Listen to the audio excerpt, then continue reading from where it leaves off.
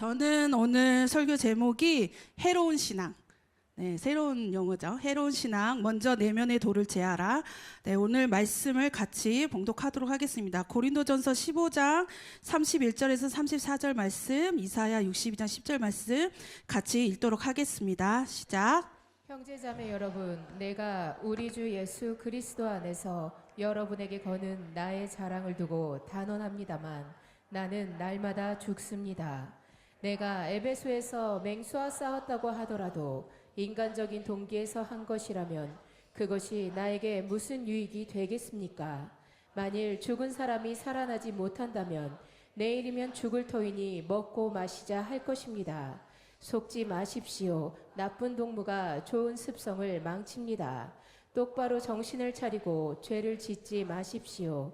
내가 여러분을 부끄럽게 하려고 이 말을 합니다만 여러분 가운데서 더러는 하나님을 아는 지식이 없습니다. 성문으로 나아가라, 나아가라. 백성이 올 길을 닦으라. 큰 길을 수축하고 수축하라. 돌을 제하라. 만민을 위하여 기치를 들라. 네, 아멘. 네, 지금 우리 현재 살아가는 이 시대가 어디로 갈지 모르는 저는 격변의 시대라고 보고 있습니다. 제가 오늘 출근하다가 볼 때도 교회 오는 길에 뭐 플랜카드가 엄청 뭐가 많이 붙어 있는 거예요. 근데 보면서 제가 무슨 말인지 모르겠더라고요. 무슨 탄핵도 있고 뭐가 있는데 이렇게 우리가 어디로 갈지 모르는 격변의 시대 속에서 이때 들리는 수많은 소리들이 있습니다. 그렇죠? 외부적인 소리도 있고 내부적인 우리 내면의 소리들도 있습니다. 내가 듣는 소리를 통해서 우리는 그 소리를 따라가게 됩니다. 네, 감사합니다, 정 목사님. 네, 아주 끄떡여져서 너무 감사해요. 네, 이런 상황 속에서 우리가 붙잡아야 할 것이 무엇이냐면 하나님의 소리를 찾아야 됩니다. 외부적인 소리와 내면의 많은 수많은 소리 속에서 우리가 찾아야 할 것은 하나님의 소리입니다. 그 소리는 우리가 결국은 다시 기초로 돌아가고 근본 뿌리로 돌아가고 우리가 알고 있는 신앙의 십자가의 사랑과 예수 그리스도의 은혜와 사랑 가운데 가야만이 우리가 하나님의 소리를 찾을 수 있고 그 소리를 따라 달려갈 수 있다고 믿습니다. 그러면 우리는 누구의 소리를 듣고 있는지, 나는 지금 어떤 소리를 듣고 있는지, 수많은 소리 가운데 나는 어떤 소리를 듣고 있는가, 우리는 깨어 하나님 아버지의 소리를 찾고 그 소리를 따라가야 됩니다. 아멘. 네. 이 진동의 모든 소리들 가운데 드러날 것 딱 두 가지라고 저는 믿는데, 하나는 숨겨진 어둠이 드러날 것이고 다른 하나는 진짜가 일어날 거라고 믿습니다. 숨겨진 어둠은요, 세상에서 일어날 수 있지만 실제적인 우리의 내면에서도 실제적인 내 안에 숨겨진 어둠들이 드러날 것이고 그 가운데서 또한 진짜가 일어날 것이라고 믿습니다. 얼마 전 1월 달에 조 목사님 설교를 통해서 시편 2편 1절의 말씀을 이제 선포하셨는데 이방의 나라들이 분노하고 민족들이 헛된 일을 꾸민다고 얘기를 하고 있습니다. 하나님의 소리를 찾지 못하고 우리가 분별하지 못할 때 우리는 휩쓸리게 되는 거죠. 이 사람이 말하는 것에 이게 맞나 이렇게 하고 얘기하는 거. 근데 누가 이런 얘기를 하는 거야. 누가 주식을 얘기하면 나도 이렇게 해야 될 것 같고 부동산 얘기하면 이렇게 하는 거. 이게 하나님의 소리를 찾지 못할 때 나에게 영향을 주는 사람들의 소리를 우리는 따라가게 돼 있고 그리고 나도 모르게 휩쓸리게 되는 거죠. 우왕좌. 가보면 이상한 데 가 있는 거죠, 제가. 우리가 어디 이상가에 가는 겁니다. 이 수많은 소리들이 더 많아지고 격변의 시대일 때 우리에게 나타나는 현상이 무엇이냐면 위축이 되고요, 불안하게 되고 무언가 내가 나의 이 소리를 찾기 위해서 고군분투하게 됩니다. 내가 어떻게 될지 모르기 때문에 더 불안하고 위축되게 되는 거죠. 그리고 더 중요한 건 강박해져요. 마음이 닫혀져요. 그래서 더 내 안의 소리에 분별하지 못하고 내 것에 집중하게 되는 것 같습니다. 성경에서는 이 성경에서 수많은 소리들이 들릴 때 많은 선지자들이 일어나서 외쳤던 단 하나가 있어요. 무엇인지 아십니까? 퀴즈. 무엇인지 아십니까? 선지자들이 일어나서 이스라엘 그 백성과 이 나라 가운데 어려운 일이 일어나고 수많은 진동의 소리들과 무슨 일들이 일어날 때마다 선지자들이 일어나서 외쳤던 하나의 소리가 있어요. 여호와께로 돌아가자. 여호와께로 우리가 돌아가자. 말씀 가운데 돌아가자. 기도로 우리의 삶을 회복하자. 성전에서 우리가 예배하자입니다. 우리에게 말씀과 기도를 통해서 예배를 회복하고 그 안에서 내가 누군지를 발견할 때 우리는 하나님의 소리를 정확하게 듣고 그분의 소리를 따라 갈 수 있다고 믿습니다. 그래서 우리는 예수님이 누구이신지를 더 깊이 아는 게 중요합니다. 아멘. 네, 십자가 회개가 우리에게 어떤 의미인지 아는 것이 너무 중요합니다. 복음이 내 삶에 어떻게 복음답게 내가 살아내고 있는지를 우리가 다시 한번 돌아보고 발견하지 않으면 우리는 수많은 소리 가운데 휩쓸리게 되게 돼 있습니다. 지금 우리 나라를 봐도 누가 네 왕자를 빼앗는가?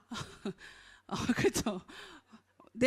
누가 내 보좌에 내가 이 왕자를 찾아서 내가 거기 앉을 것인가 하는 게 지금 우리의 싸움이잖아요. 지금 우리나라 상황도. 근데 세계도 마찬가지고. 그런데 우리 내면에도 그 전쟁이 있어요. 그렇지 않나요?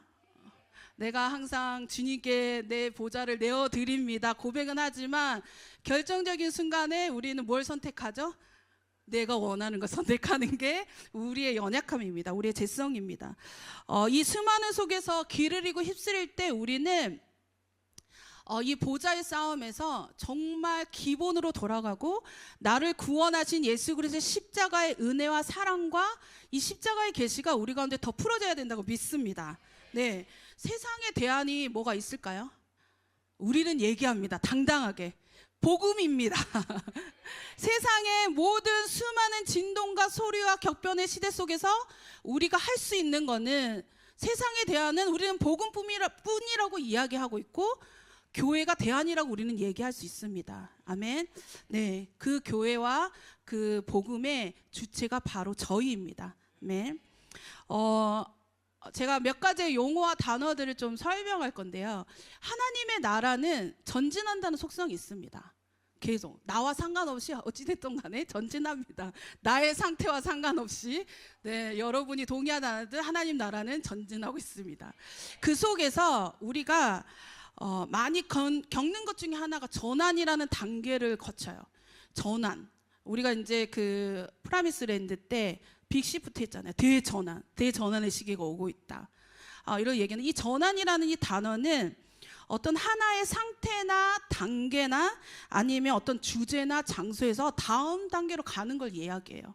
근데 이때 정말 많은 일들이 일어납니다. 우리나라도 그런 것 같고 개인의 삶에 있어서도 인생의 어떤 전환의 시즌이 다음 단계로 갈 때 많은 일들이 일어나요. 왜냐하면 이전에 내가 경험하고 하나님 앞에 기도하고 받았던 이 메시지, 이것에 내가 안주하고 안정감 어느 정도 이루어 있는데 다음 단계로 갈 때는 수많은 영적 전쟁과 내가 하나님의 음성을 제대로 들은 건가?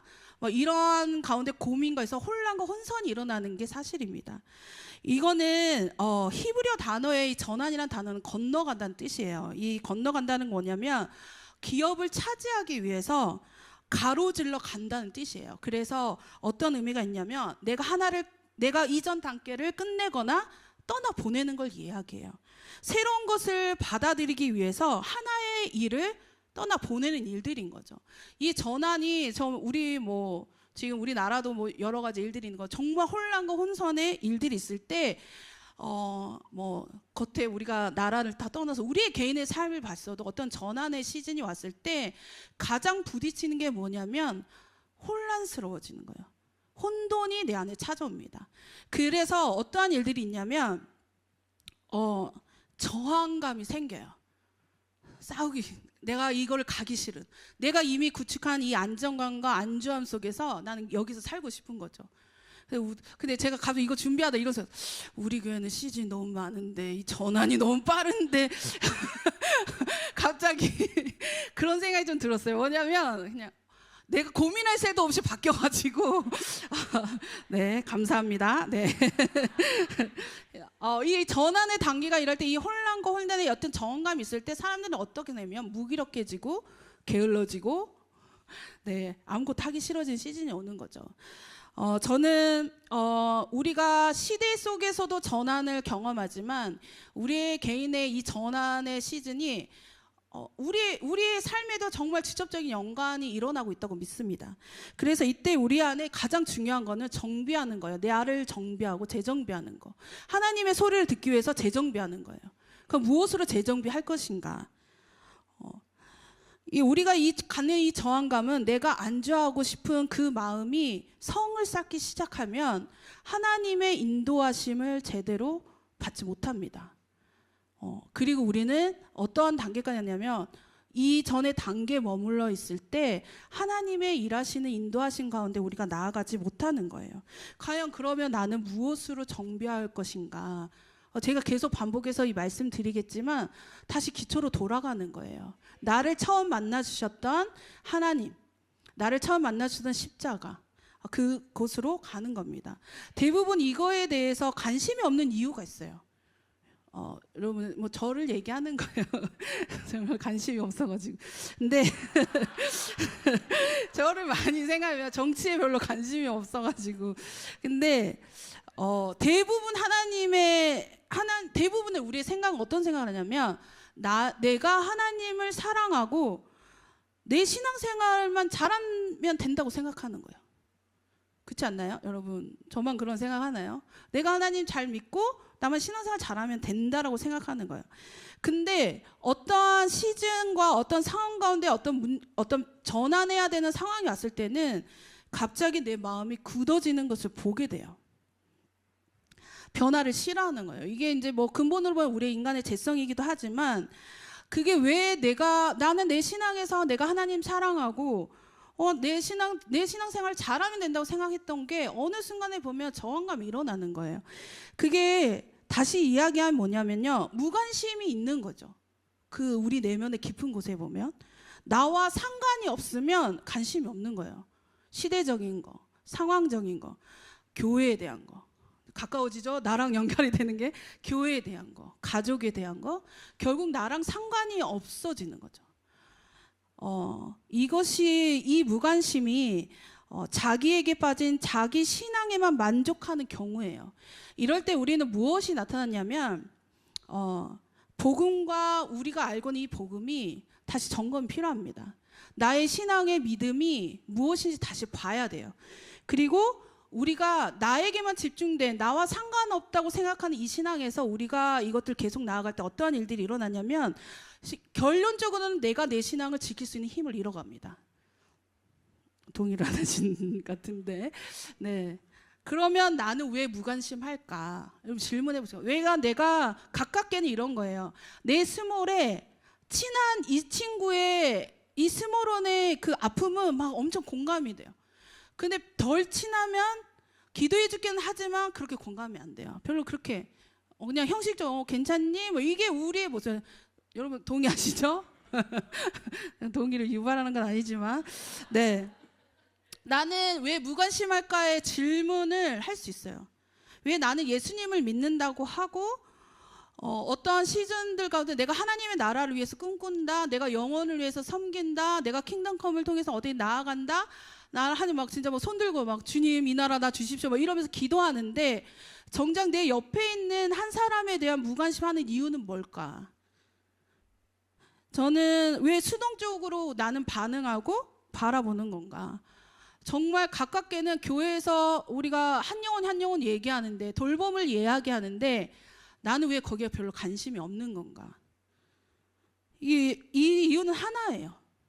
나는 하나님을 사랑하고 내 신앙만 잘 지키면 되지라고 했지만 결국 옆에과 연결되지 않은 우리의 신앙은요. 관계없이 살아가는 이유는 하나예요. 우리 자신에게 집중되었기 때문입니다. 여러분 동의하세요? 내아에게 집중되어 있는 우리의 신앙은요. 관심이 없어요. 나의 기도 제목, 나의 갈망하는 뭐 여러 가지들, 나의 상태들, 나의 상황들, 우리가 이거 위해서는 기도를 하지만 정작 옆에 있는 사람에 대한 관심은 없습니다. 이거는 당장은 내 신앙에 어떤 뭐 영향을 준다고 생각하진 않아요. 그런데 정직하게 바라보면 나의 시선이 주님에 있는 것이 아니라 나에게 있기 때문입니다. 우리에게 나의 신앙에 있어서 지금 뭐 우리나라의 상황이라든지 열방의 상황, 이게 나랑은 직접적인 연관이 없어 보이지만 이게 결론은 우리하고 다 연관이 되어 있는 상황 가운데 갈 거예요. 나에게 영향을 아무튼 줄 겁니다. 그럴 때 우리가 분별하는 것은 나의 시선이 하나님께 있는 건가 나에게 있는 거예요. 제가 교회 이제 이렇게 사역도 하고 오래 하면서 제가 가끔 질문을 갖는 것들이 포인트들이 좀 몇 가지가 있는데 제가 이런 뭐 몇 명한테 좀 나눴던 게 있어요. 예전에는 제가 교회 다닐 별로 없었던 단어들이거든요. 근데 요새 너무 많이 듣는 단어들이 있어요. 하루에도 몇 번씩. 뭐 믿음, 뭐 십자가 이런 거 말고. 여러분, 제가 오늘은 안 들었던 것 같아요. 근데 어제도 많이 들었어요. 그게 뭐냐면 상처란 단어예요.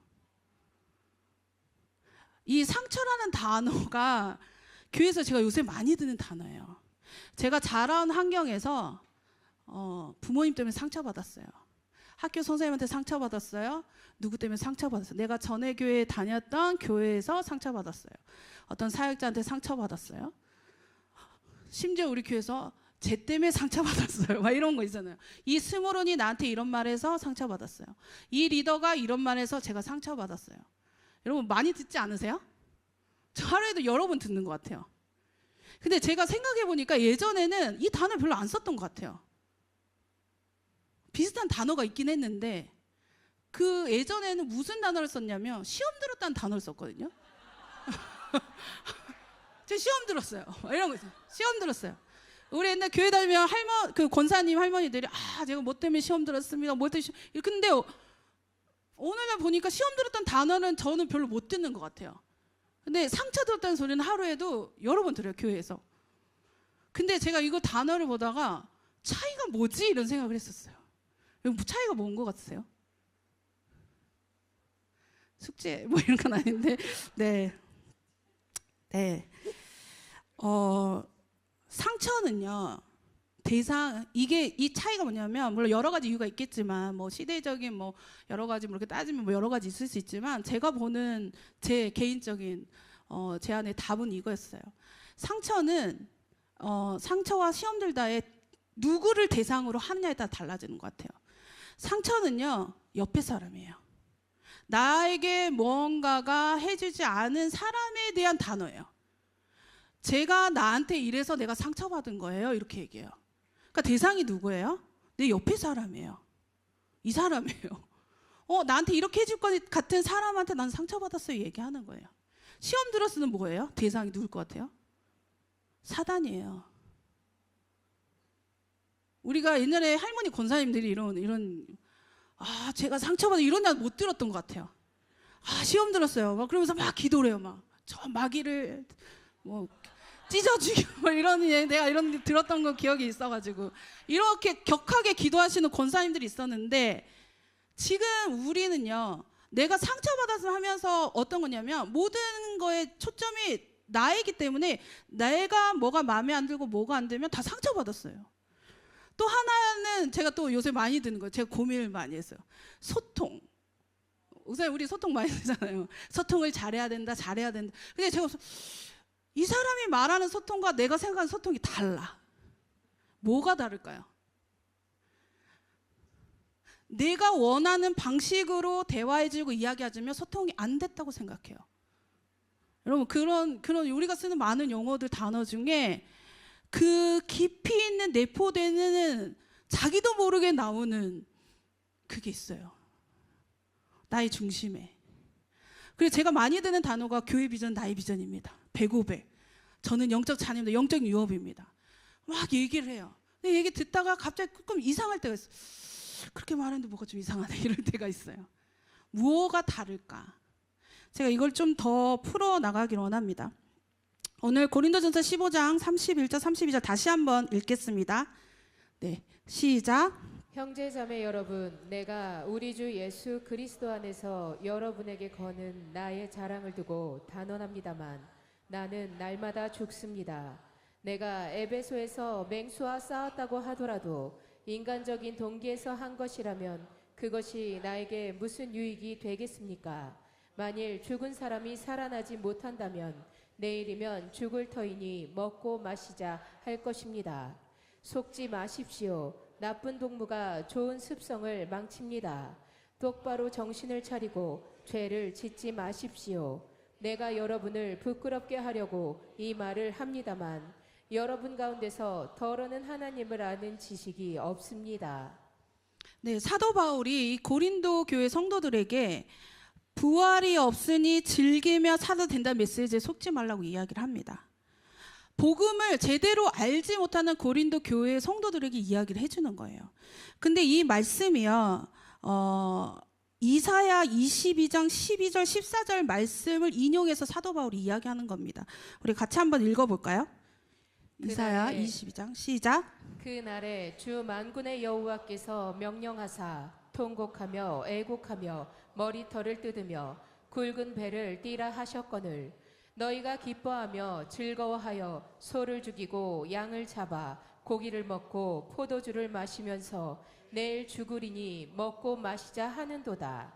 만군의 여호와께서 친히 내 귀에 들려 이르시되 진실로 이 죄악은 너희가 죽기까지 용서하지 못하리라 하셨느니라. 주 만군의 여호와의 말씀이니라. 네, 이사야 22장의 말씀요. 아수르에 의해서 멸망의 위기에 처해 있는 이스라엘 백성이 어차피 죽을 거니까 우리가 현실에 안주하고 먹고 마시자 할 때 이런 내용이에요. 한 말 인용하여서 사도 바울이 이야기를 하는 것입니다.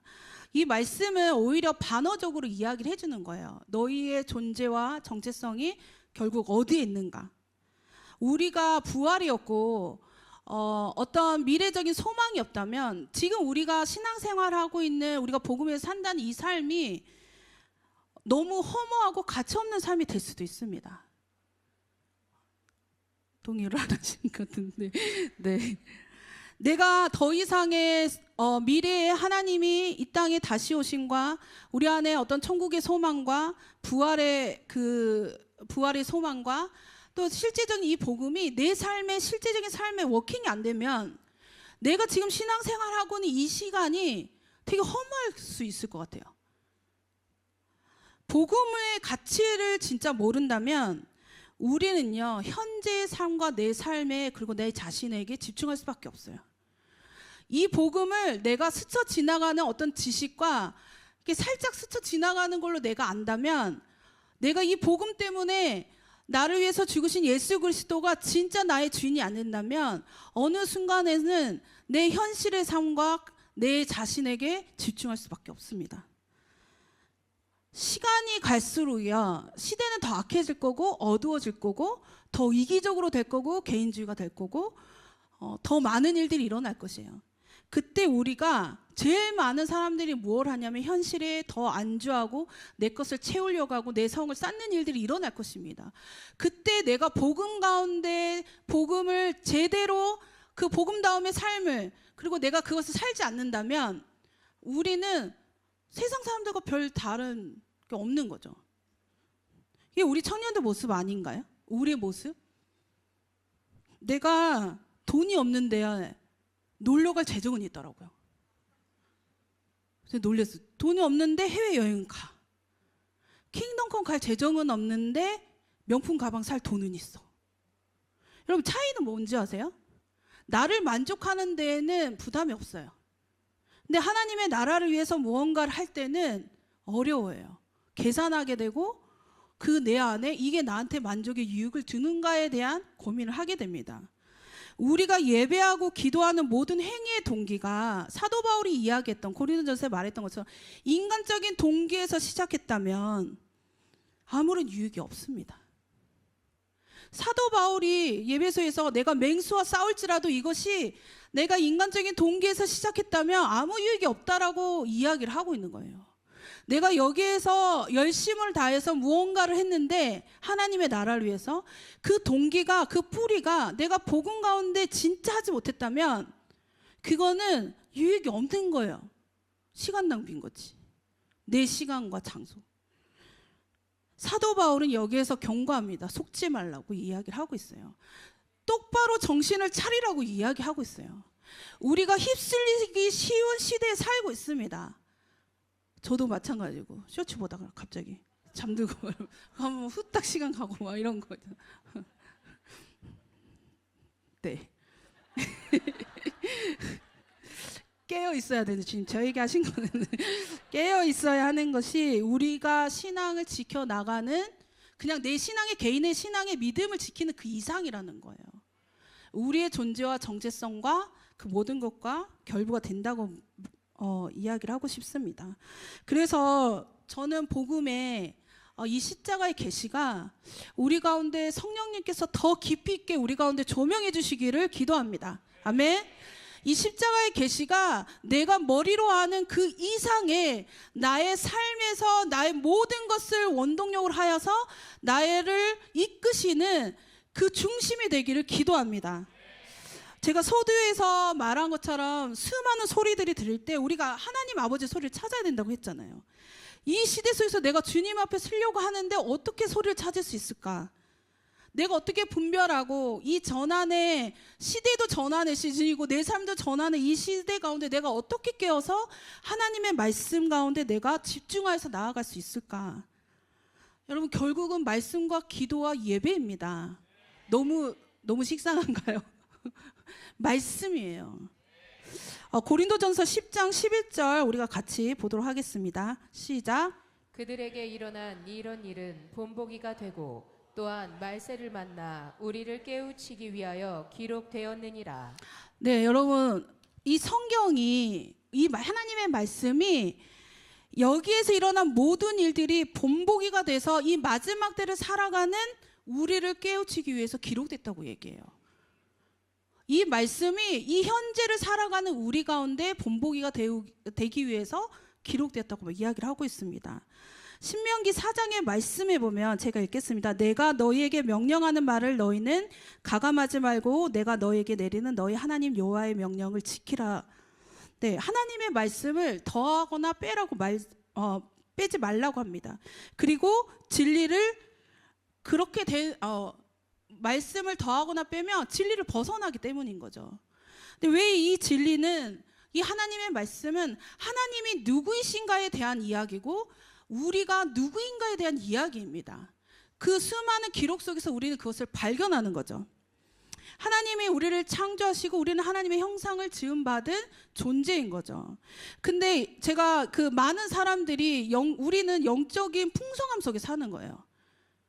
제가 이렇게 보면은, 우리가 유튜브나 보면은 유명한 목사님 설교를 정말 많이 들을 수 있어요. 그리고 그 썸네일 보면은 색깔과 막 이런 것도 막 제목 막 그 있잖아요. 막 어떻게 하면 강렬하여서 이거를 보게 할 것인가에 심도 있게 고민해서 올린 말씀들이 너무 많아요.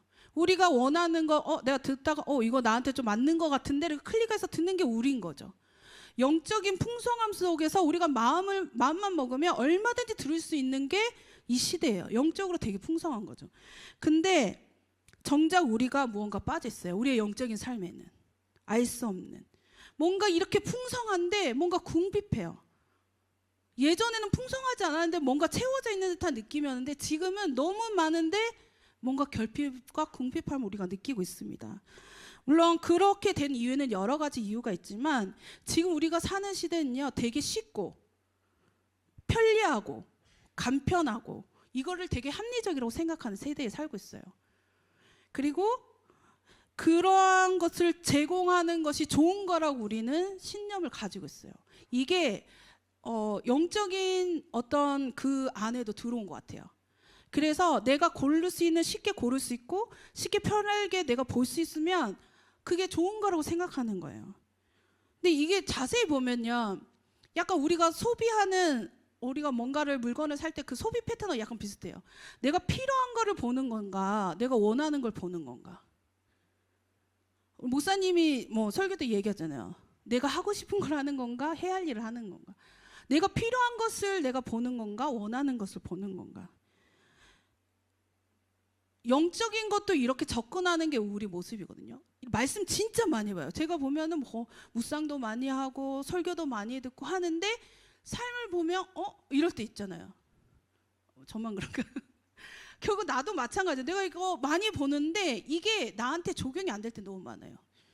너무 쉽고 편하고 내가 볼 수 있는 그 폭풍의 영적인 어떤 풍성함 속에 있지만 그게 없는 거예요. 왜요? 내가 필요한 게 아니라 내가 원하는 말씀 듣거든요. 나를 만족시켜주는 말씀을 찾기 때문입니다. 내가 원하는 것에 집중할 때 이 문제는 뭔지 아세요?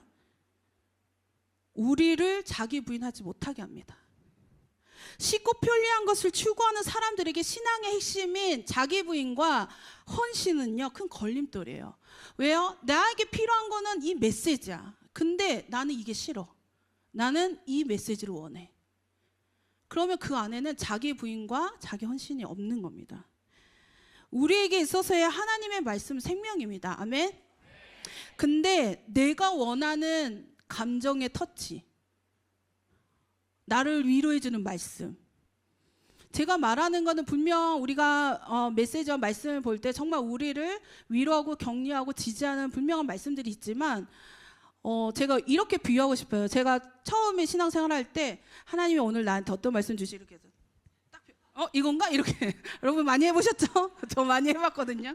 오늘 나한테 무슨 말씀 이렇게 딱 펴요. 되게 가볍잖아요. 내가 이게 뭐 점쟁이도 아니고 이렇게 하는 게 우리의 모습이에요. 내가 말씀에서 뭔가 나를 위로해 줄 것 같은 어떤 감정의 어떤 터치 위로, 그리고 내가 오늘 위로 받았다 이러고 가는 게 우리의 모습입니다. 이 말씀요, 우리의 삶을 말씀으로 우리의 삶을 이끌 수 없어요. 순간에 나의 위로와 격려와 나의 만족은 있을 수 있지만 말씀 속에서 우리는 이끌림 받을 수 없습니다.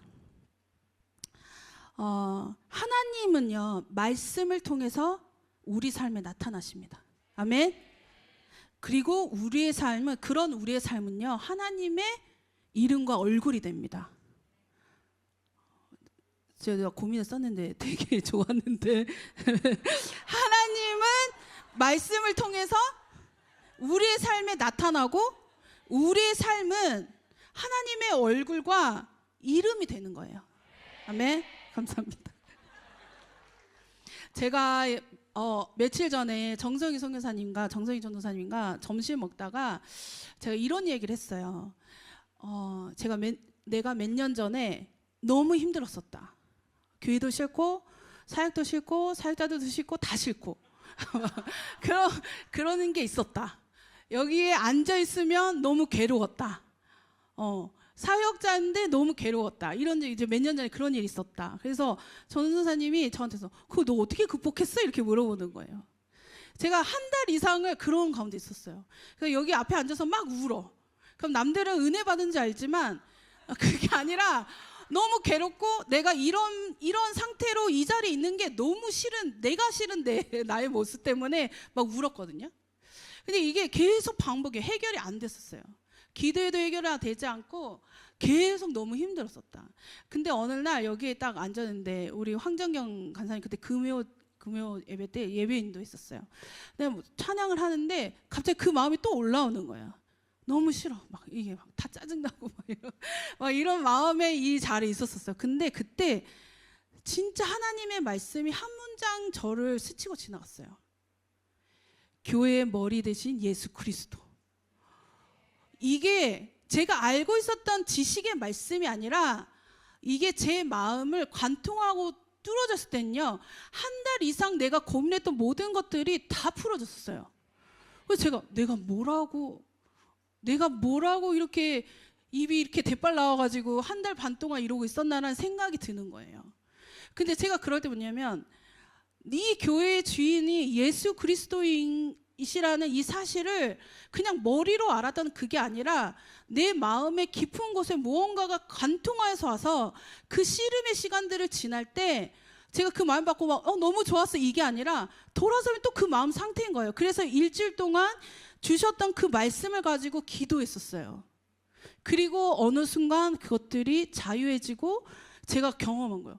내가 예수님을 인격적으로 말씀으로 만났던 이후에 두 번째 제 안에 무언가가 일어났던 사건이에요. 말씀이 내 삶을 관통하여서 나를 전인격적으로 바꿨던 사건. 저는 이 경험이 우리의 삶에 있어야 된다고 믿습니다. 말씀이 나의 단순한 감정의 터치가 아니라 나를 위로한 터치가 아니라 내가 고민하고 했던 이 말씀을 통해서 씨름할 때 이 말씀이 나를 관통하여서 나와서 나의 삶을 전인격적으로 바꿔버리는 일들이 우리 삶에 일어나기 믿습니다. 네, 그리고 기도합니다. 그리고 두 번째는 기도입니다. 제가 제목이 해로운 신앙을 썼잖아요. 어제 나다 목사님이 뭐 준비했어? 제목 뭐야? 했는데 해로운 신앙 이렇게 이렇게 그래서 제가 간단하게 해로운 신앙 반대말은 건강한 신앙이겠죠. 네. 근데 제가 몇 가지 단어를 좀 나누고 싶은데 해로운 신앙은요. 신앙이면 신앙이지 무슨 뭐가 해롭다라는 건가? 이거는 잘못된 개념화 속에서 내가 하고 있는 신앙관을 얘기해요. 나는 열심히 무언가를 하나님 안에서 하고 있는데 뭔가 잘못된 방향으로 가고 있는, 네, 뭐 심리학 용어이긴 합니다. 그리고 두 번째는 자기 기만. 내가 나를 속는 거예요. 내가 하고 있는 걸 진짜라고 믿었는데 알고 보니까 내가 나를 스스로가 속으면서 했던 일들. 세 번째는요, 자기 시기심이에요. 이 시기심은 뭐냐면 이것도 심리학 용어이긴 해요. 이게 뭐냐면 상담을 할 때 어떤 사람이랑 상담을 해요. 어떤 문제를 가져오죠. 자기 호소 문제를 가지고 와서 상담자 내담자에서 막 하잖아요. 근데 내담자가 어떤 결정적인 순간에 변화된 지점이 있어요. 근데 그때 이 내담자가 갑자기 상담을 포기하고 가고 연락도 두절되고 나 받기 싫다고 하고 싫어하고 저항을 해요. 그게 뭐냐면 심리학 용어로 뭐냐면 변화되는 나를 내가 시기하는 거예요. 되게 무서운 용어잖아요. 인간이 이렇게 하나님이 창조했을 때 너무 오묘하고 내가 변화된 나를 싫어하는 게 자기 시기심이에요. 여러분, 우리는요 생각처럼 내가 하고 있는 일들이 내가 스스로 잘 모를 때가 많아요. 그 동기가 잘 어디서부터 출발했는지 모를 때가 많습니다. 내가 몇 시간 기도하고 말씀을 그렇게 많이 보고 그 유튜브에서 수많은 말씀을 들어도 변화되지 않는 지점이 있다면 여러분 이것은 내 삶의 해로운 신앙으로 나를 이끌고 있는 거예요. 내가 나를 속이고 있는 거고 변화되는 나를 내가 스스로가 막고 있는 거예요. 고린도전서 15장 32절에 사도 바울이 인간적인 동기에 산 열심이 아무 유익이 없다고 이야기를 했잖아요. 나의 열심과 나의 신앙의 모든 동기가 어디로서부터 왔는지 우리 스스로가 모를 때가 정말 많습니다. 그건요 스스로 자기 기만과 자기의 도취되었기 때문이에요. 제가 서두에서 계속 말했던 건요, 나에게 중심된 신앙은 결국 이 관계로 빠지게 됩니다. 하나님은 우리의 마음을 중심을 보시는 분이십니다. 아멘. 이때 필요한 건요, 성전에 나와서 하나님께 성령님의 조명을 받는 겁니다. 그럴 때 내 안에 보이지 않는 껍데기에 딱딱한 그 무언가들을 내 내면에 있는 것을 하나님 보여주시기 시작합니다. 시편 73편 우리가 한번 같이 보도록 하겠습니다. 13절, 14절, 16절, 10절 시작. 내가 내 마음을 깨끗하게 하며 내 손을 씻어 무죄하다 한 것이 실로 헛되도다. 나는 종일 재난을 당하며 아침마다 징벌을 받았도다. 내가 어쩌면 이를 할까 하여 생각한즉 그것이 내게 심한 고통이 되었더니 하나님의 성소에 들어갈 때에야 그들의 종말을 내가 깨달았나이다. 아멘. 우리가 기도받은 수많은 계시들, 내가 기도할 때 또 메시지를 들을 때 들었던 수많은 깨달음들이 지금 내 삶에 나의 신앙에 하나님의 나라와 예수님과 연관이 없다면 여러분 점검하셔야 돼요. 우리가 내가 이 자리에서 4시간 3시간 기도한다 한들 내가 수많은 하나님의 계시를 받았다 할지라도 그것이 예수님과 하나님의 나라와 내 복음과 이게 연관이 없다면 그건 점검하셔야 되는 부분입니다. 그게 주님으로부터 왔는지 나의 생각인 건지 내 혼적인 건지. 우리는요 자기 존재의 비전을 따라가는 자들이 아니에요. 하나님께서 말씀하신 그분의 길을 따라가는 자들입니다. 내가 어떤 사람이 되고 내가 내 존재의 어떤 비전 가운데 집중한 사람들은요 길을 잃어요 결국은. 그리고 이런 사람들의 특징은 자기에게 집중하게 돼 있습니다. 기도하고 여기 와서 우리가 성령님의 깊이 있는 조명을 받고 하나님께서 우리에게 그것들을 말씀하실 때 우리는 여기에서 씨름함으로, 기도함으로, 회개함으로 주님 앞에 나아가야 될 줄 믿습니다. 근데 조명하면요, 갑자기 사람들이 자기 시기심이 갑자기 발동해서 됐다 이러고 그냥 일어나는 거예요. 그래서 변화가 없습니다. 우리는 십자가의 그 자리에서 말씀과 기도로 씨름하고 끝까지 하나님께서 우리에게 무슨 말씀을 하시는지 봐야 합니다. 아멘. 이사야 62장 10절 말씀 마지막으로 보도록 하겠습니다. 시작. 성문으로 나아가라 나아가라 백성이 올 길을 닦으라 큰 길을 수축하고 수축하라 돌을 제하라 만민을 위하여 기치를 들라. 네, 아멘. 이 말씀, 조이풀에게 있어서 되게 중요한 주제 말씀이기도 한데요. 제가 말씀드렸던 결론은 이 구절에 돌을 제하라는 겁니다. 우리가 하나님의 나라를 위해서, 하나님의 나라는 그 속성이 전진한다는 데 있다고 했죠. 우리가 수축하고 길을 닦는 데 있어서 가장 우리에게 문제는 돌을 제해야 되는 거예요. 네. 여러분, 많은 사람이 이런 질문을 할 수 있을 것 같아요. 내가 그럼 기도도 많이 하고 말씀도 많이 보고 내가 이렇게 씨름을 했음에도 불구하고 왜 내 삶은 여전히 그 자리에 있는 것 같고 왜 변화가 없는 겁니까? 여러분, 그런 질문이 들지 않을까요?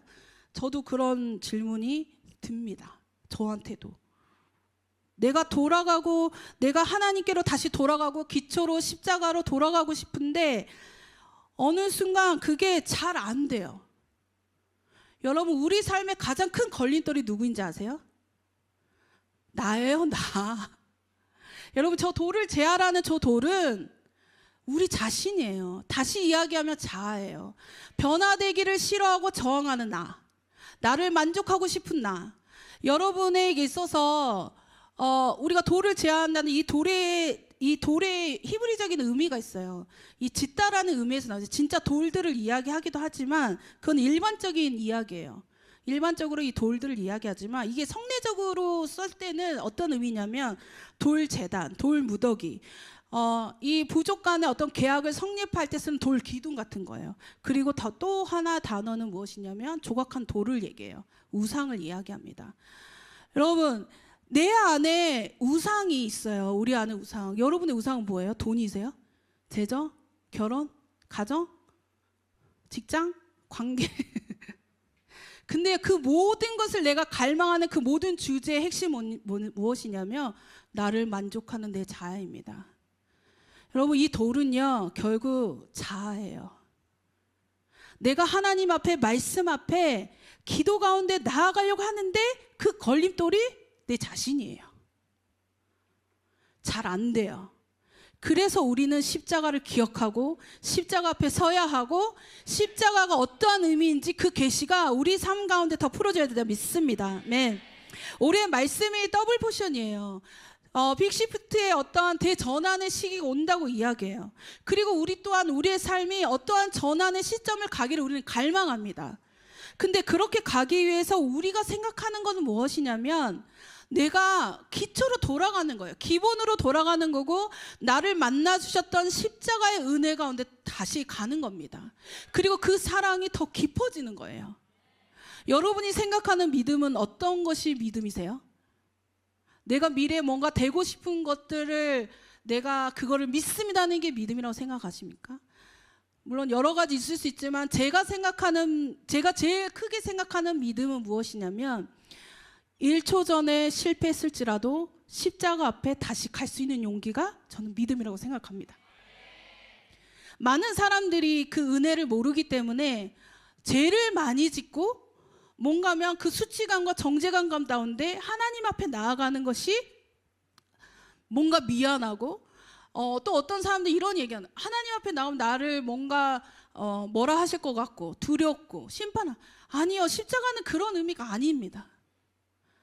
자신의 생명을 들여서 우리를 구원하셨던 십자가입니다. 아멘. 우리 안에 이 견고한지는 그것을 가로막는 자아예요. 우리의 신앙의, 우리의 삶의 해로운 신앙의 큰 걸림돌은 여러분 상처를 주는 저 사람이 아니에요. 나예요, 나. 사랑할 수 없는 나. 용서할 수 없는 나. 우리가 하나님이 오시는 예배하는 길로 주의 길을 예배하는 자로 서기 위해서 가장 많이 가로막는 것이 우리 자신이고 이 자아가 우리의 견고한 진이라고 저는 믿습니다. 이것을 빼는 거. 이 자아는요. 내가 나를 위해서 만든 거예요. 이 자아가 아니라 내가 만들기 위해 나를 만족하기 위해서 세운 게 이 자아 우상이에요. 저는 우상이라고 표현하고 싶습니다. 내가 나를 만족하게 세운 우상. 내가 원하는 것만 찾는 신앙, 나를 만족하고 내 자신에게만 집중하는 신앙, 내가 무엇인가 되는 것에 집중하는 거. 십자가는 이 자아를 제거하셨어요. 그 믿음이 우리 안에 더 부어질 줄 믿습니다. 세상도 보좌의 싸움이 일어나죠. 누가 왕이 될 것인가. 근데 우리의 내면의 보좌도요 엄청나. 나는 보좌에 딱 앉아있고 주님 옆에 계세요 이렇게 해요. 주님 이거 들어주세요, 이거 들어주세요. 그러다 주님이 저쪽 밑으로 밀려. 주님이 그 보좌를 안고 싶은데 나는 내어드린 적이 없는 거. 사도 바울이 고린도전서에서 이렇게 얘기했습니다. 물론 로마서에도 여러 본문에도 얘기했지만 나는 날마다 죽습니다. 내가 죄를 지을 수밖에 없는 존재라는 거예요. 내가 뭔가를 한 번의 이벤트로 십자가가 아니라 날마다 그렇게밖에 살지 못하는 내 자신에 대한 거예요. 저 사람의 그 말이 나한테 상처가 돼서 그 사람이 아니라 그거에 반응하고 내가 만족하는 어떠한 용어와 말과 무언가를 주지 않았다고 해서 내가 상처받았다고 얘기하는 것이 아니라 용서하고 사랑할 수 없는 그 내 자신에 대한 부르짖음이 우리 가운데 있어야 됩니다. 그 몇 년 전에 우리가 코로나 한참 있을 때 조 목사님도 저기 이렇게 어딘가에 그 폐쇄 계시고 밀접 접촉자인 사역자들도 저기 어디 기숙사에 간 적이 있어요. 그때 제가 그 여러 명이 갔죠. 재미있는 에피소드도 많이 있었긴 했지만 제가 개인적으로 그때 나는 아가서를 팔이라 막 이런 게 있었어요. 그리고 그날 저녁에 항상 우리가 다른 사역자들 기억하시겠지만 줌 미팅을 했었어요. 저녁마다. 그날 하루 하나님이 어떠한 메시지를 주셨는지 나눌 때 계시가 없으면 수치를 당할 수도 있는 그런 상황 속에서 제가 그 메시지를 이렇게 아가서를 듣는데 누가 저한테 이런 질문을 한 적이 있었어요. 이렇게 메시지로 근데 이게 뭐냐면 하나님을 사랑하는 게 무엇이라고 생각하냐고. 그래서 이제 저 당연히 얘기하는 거죠. 마음과 힘과 뜻을 내 주님을 사랑하는 거다. 근데 제 안에 질문이 생겼어요. 스스로에게. 마음과 힘과 뜻을 하나님 사랑하는 게 뭐지? 근데 보니까 제가 그게 안 되고 있는 거야. 그럼 나는 왜 안 될까? 고민하기 시작했어요. 제가 거기 갇혀가지고. 나는 왜. 근데 제 어린 시절과 과정이 되게 불안정했거든요. 그래서 저는 안정추구 인간형. 변화를 별로 안 좋아하는, 다 제 얘기예요. 그래서 이게 저 너무 싫어하는 그 속에서 내가 그 안정감을 하는데 주님이 나의 안정감이 돼야 되는데 왜 나는 그게 없을까라는 그 질문이 생기면서 아가서를 보는데 아가서에 우리가 잘 아는 2장에 이게 있어요. 검은 아름답다. 그래서 제가 흑인 그러니까 막 그런 생각이 막 제 안에 너무 많은 생각이 그때 있었어요. 혼자 있어가지고 누구한테 얘기도 못하고 검으나 아름답다 하는데 이게 무슨 말인가, 나한테 이 계시가 좀 풀렸으면 좋겠다라는 생각이 있는데 그게 좀 멸치를 갔던 것 같아요. 제가 그거를 하나님을 사랑하는 게 무엇인 것과 검으나 아름답다. 근데 그때 검으나 했는데 사랑할 수 없는 죄를 보니까 너무 실망스러운 거예요. 제가 하나님을 그만큼 사랑할 수 없는, 내가 이렇게 예수님을 만나고 지금까지 오면서 이렇게 왔는데 내가 하나님을 사랑할 수 없는 제 자신을 보는 거예요. 근데 그때 제가 기도하다가 그때 주셨던 감동들이 있었어요. 왜냐면 야, 너는 네 검음의 정도가 20인데 지금 50을 발견했다고 힘들어하는 거냐는 거예요. 근데 주님이 다른 말을 하셨어요. 내가 보는 너의 검음은 100이다. 그래서 이런 거. 그럼 내가 하는 근데 그러면서 제 안에 질문들이 생긴 거예요. 내가 내 자신을 볼 때 내 내면을 볼 때 내가 내 죄성과 이게 이 정도인데 어느 날 더 깊은 내 자신을 발견했어. 너무 실망스럽고 너무 어려운데 근데 주님이 보는 거는 더 깊은 걸 보고 계시는 거예요. 그 질문들을 했었어요. 그러면서 제가 기도할 때 주님의 좀 감동이 이게 뭐였냐면 나는 너의 그 검음이 하얘질 수 없는 그 끝을 보고 너를 아름답다고 얘기하는 거다. 제가 그때 엄청 울었었어요. 이게 복음 아닌가요? 예수님의 십자가 사랑이 내가 죄를 지을 수밖에 없는 제가 그분이 나를 위해서 희생하셨다라는 거잖아요. 근데 주님이 그때 그 이후로 저한테 다르게 표현하셨어요. 같은 말인데. 너의 가치는 내 생명이다. 여러분의 가치는 예수님의 생명입니다. 그 생명이 우리를 이끌고 계시는 거예요. 우리가 신앙생활하면서 발견되는 나의 중심적인 태도 안에서 결국을 발견하는 거는 내 자아를 우상으로 섬길 수밖에 없는 우리의 연약함과 죄성인 거예요. 근데 우리가 거기서 끝나는 것이 아니라 그런 나를 살리셨던 예수님을 보는 겁니다. 아멘. 그분께 소망을 갖는 거예요. 제가 얼마 전에 제 안의 우상은요, 제가 아니라 가족이라고 생각한 적 있었어요. 내가 예수님을 처음 믿었고 우리 가족의 복음화가 저희 지금까지 평생 기도 제목입니다. 그리고 많은 우리 가족들이 예수님 믿게 됐어요. 근데 저희 아버지가 얼마 전부터 아프셔서 이제 병원에 있는데 이제 치매가 오신 거예요. 근데 작년 상반기 때 전화를 너무 많이 하시는 거예요. 문자를 너무 많이 하시는 거예요. 하루에 50몇 통씩, 20몇 통씩 똑같은 문자를 계속 보는 거예요. 잘 있냐? 나는 잘 있다. 이거를 전화해서 너 잘 있냐? 나 잘 있다. 그러니까 어떨 때는 너무 귀찮은 거예요, 이게. 하루에 전화 20몇 통이 똑같은 거를 내가 반응하는 게 너무 힘든 거예요. 그래서 어떨 때는 차단할 때도 있고 어떨 때는 모른 척 넘어갈 때도 있고 근데 작년 추석 때 가족끼리 모여서 아버지 병원에서 외출하고 같이 오는데 아빠 이랬는데 아빠가 저를 못 알아보시는 거예요. 제가 그 충격을 잊을 수가 없어요.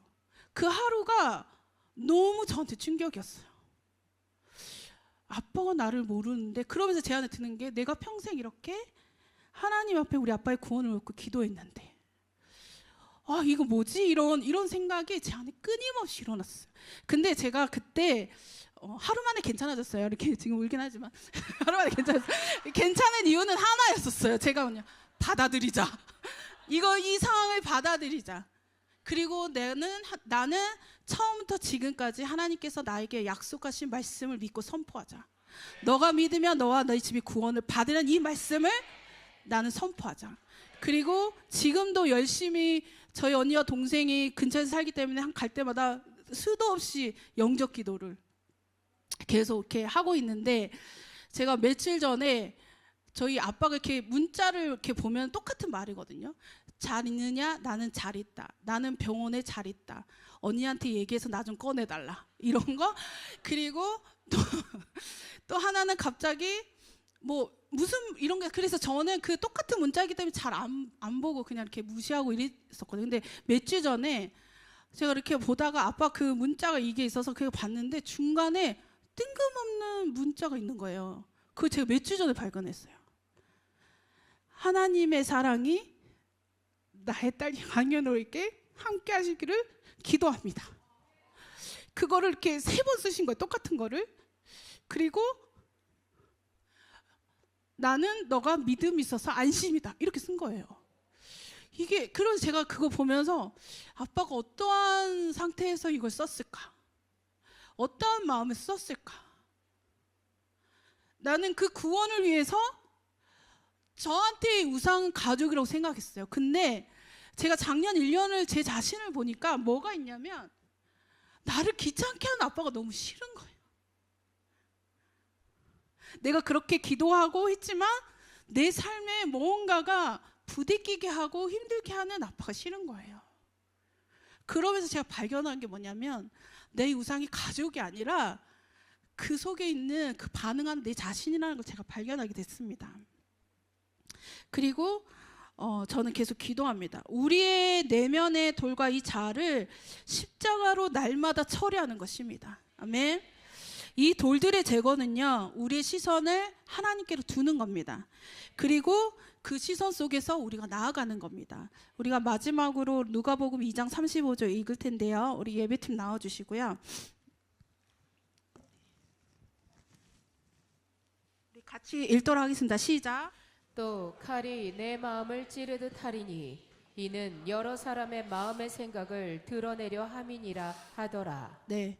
우리 내면에 거치는 돌, 이 자아의 우상들은요, 그리스도의 빛 가운데 조명될 때 발견되어지고 해결될 줄 믿습니다. 부딪혀요. 누가복음 20장 2장의 말씀 보면요, 예수님이 등장하셨을 때 네 마음을 찌르듯 한다는 거예요. 사람들의 마음을 감추했던 걸 드러내세요. 우린 이때 피하는 것이 아니라 주님께로 돌아가야 된다고 믿습니다. 날마다 사도 바울이 얘기했던 내가 날마다 죽습니다. 내 자아가 날마다 죽는다는 걸 믿습니다. 십자가가 그것을 처리했음을 믿습니다. 그 십자가로 인해서 내가 구원받았음을 믿습니다. 너의 가치와 나의 가치가 예수 그리스도의 생명임을 믿습니다. 이 시간 저는 우리가 정말 날마다 이 깊은 회개의 자리로 여러분을 초청하고 싶고, 이 날마다 늘 나에게 집중할 수 없는 우리의 연약함을 주님 앞에 올려드리기 원합니다.